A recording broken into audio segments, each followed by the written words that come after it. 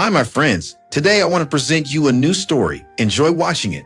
I should have known better than to expect anything different. 7 years of being married to Esther had taught me my place in her family. An outsider, a tolerated presence, nothing more. Yet here I was again, sitting stiffly at the long mahogany dining table in Megan's lavishly decorated home, the scent of roasted turkey and cinnamon candles thick in the air. Laughter rang through the room, glasses clinked, and the Christmas lights twinkled merrily. But none of it reached me. I was seated at the very end of the table, as always, next to the wobbly chair no one else wanted. Esther, my wife, was in her usual spot beside her mother, Megan, who sat at the head like a queen surveying her court. Her sons, Michael and Jasper, flanked her, their grins smug and easy. Then came the moment I had been dreading, the gift exchange. A tradition in the Morgan family.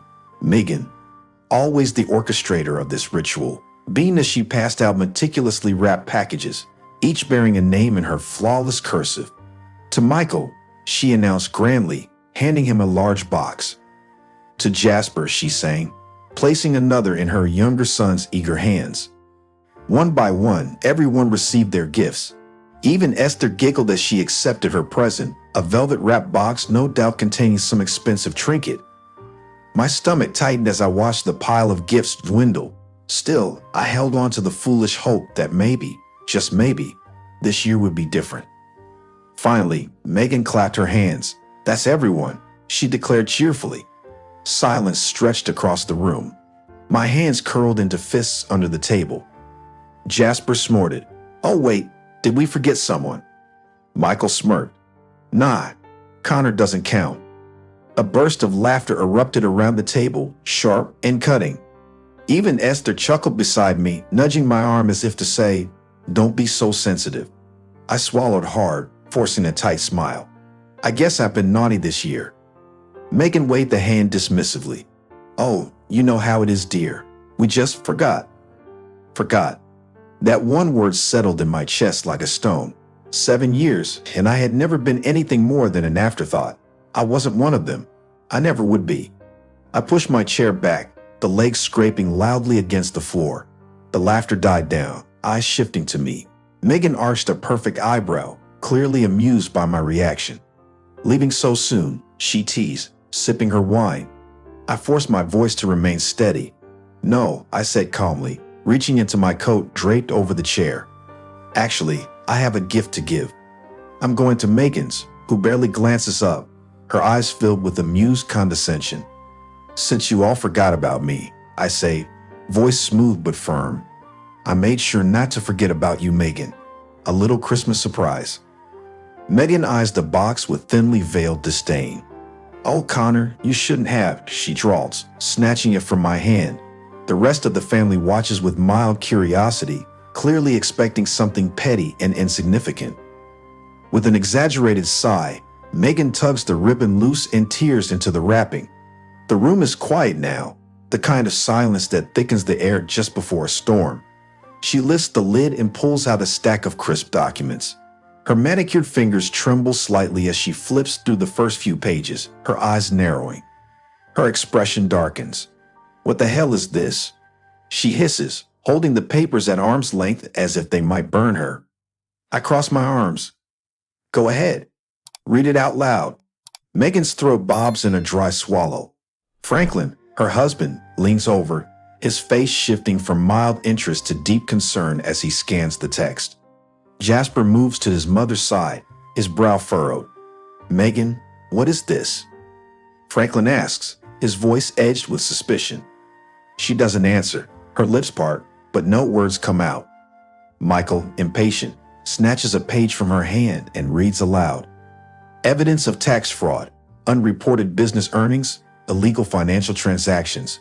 His voice falters as realization dawns. Jasper grabs another sheet. "You've been skimming money off your own hotel business." His face twists in disbelief. "Mom?" I take a slow step forward, watching them unravel. For years, I confirm.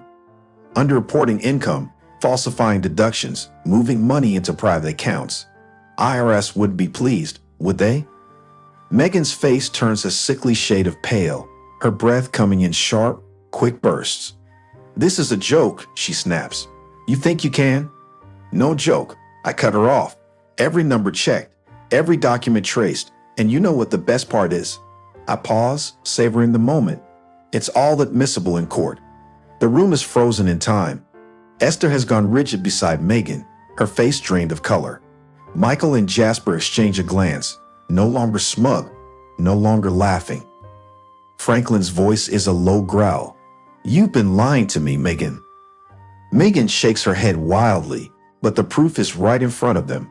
The once perfect Christmas evening is unraveling, the golden glow of the holiday tainted with something far colder.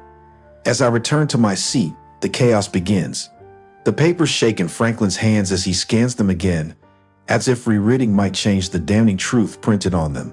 Megan sits stiffly, her eyes darting between her husband and sons, a bead of sweat forming at her temple. Jasper, usually the loudest in the room, is silent. His fingers clutch one of the documents, his jaw clenched. Mom, is this real? He asks, his voice dangerously low. Megan finally finds her voice, though it wavers. It's not what it looks like. Michael exhales sharply, shaking his head. It looks like you've been lying to us, to Dad. He flips through the records, his expression darkening and stealing. A sudden hush falls over the room. Megan swallows hard. I never stole. Then what do you call this? Franklin snaps, jabbing a finger at the page in his hands. Personal expenses hidden in business accounts. Money moved into an account I never even knew existed. Jasper steps closer, his hand tightening into a fist. We asked for help, Mom. Michael and I were drowning in debt, and you told us there was nothing you could do. But you were sitting on all of this. Megan's breath comes in short gasps. I did it for the family, she cries. Franklin slams the papers down on the table, making the plates rattle. No, Megan, you did it for yourself. The tension is suffocating now. Megan stands abruptly, taking a shaky step back. I need air. She moves too quickly. Her heel catches the edge of the rug. Time slows as she stumbles backward, arms flailing. Then, a sickening thud as she crashes down the stairs. A stunned silence. Then, chaos. Esther screams. Michael and Jasper rush forward. Franklin stands frozen, his face drained of anger replaced by shock. I'd rise from my seat, surveying the scene. Megan groans in pain at the bottom of the stairs, unmoving except for her shallow breaths. The tension that had been building all night finally snaps. When the ambulance arrives, I sit in the chair and watch from the sidelines, glance at the shattered family before me. I smirk. The living room is in chaos. The paramedics have just left with Megan, and yet the tension refuses to dissipate. Franklin stands near the staircase, staring blankly at the floor, while Michael and Jasper exchange heated whispers. Esther sits pale-faced, clutching her wine glass like it's the only thing keeping her upright. I clear my throat, snapping their attention back to me. We're not done yet, I say, my voice smooth, almost amused. Michael's head jerks up. What the hell do you mean? I step forward and pull out another envelope from my coat pocket, enjoying the way their eyes widen. Turns out Megan's little tax scheme isn't the worst of it. I drop the papers onto the table. She wasn't just hoarding money, she was stealing from you. Franklin moves first, his trembling hands flipping through the pages. Bank transactions, unauthorized withdrawals, personal expenses disguised as business costs. Jasper leans over his father's shoulder, reading in growing horror. Oh, it's very right, I say, tilting my head. All those times she said she was cutting back. The vacations she claimed were canceled. I chuckle. She was funneling money into a hidden account. Tens of thousands at least. Jasper lets out a low, bitter laugh. So let me get this straight. He turns to Franklin. Mom refused to help when Michael and I begged for loans, yet she was secretly stashing money for herself. Michael grabs the sheet. His face darkens. This can't be happening. Mom completely cleaned out Dad's reserve account, intended for unexpected expenses. Franklin exhales sharply, his expression unreadable. Then suddenly, he grabs the nearest chair and hurls it against the wall. The sound of splintering wood makes Esther flinch. She lied to me, Franklin growls, his voice shaking with fury. For years. Michael slams a fist onto the table. She let me struggle. I almost lost my house. He turns to Jasper. And you? Jasper nods, his eyes burning with anger. Yeah, she told me I needed to be smarter with my money. Meanwhile, she was robbing us blind. I watched them unravel, the weight of betrayal sinking in. Megan wanted to make a fool of me. Instead, I burned her world to the ground. Silence hangs heavy in the air as I stand by the front door, slipping on my coat. Behind me, the aftermath of destruction lingers, shattered trust, broken illusions, and the bitter taste of betrayal settling into every corner of the room. Esther finally speaks, her voice barely above a whisper. Connor, was this really necessary? I turn slowly, meeting her wide, pleading eyes. She looks smaller now, as if the weight of everything has finally caught up to her. But there's no sympathy left in me. You stood by and laughed, I say, my tone devoid of warmth. 7 years of being an outsider in my own marriage, and you never once had my back.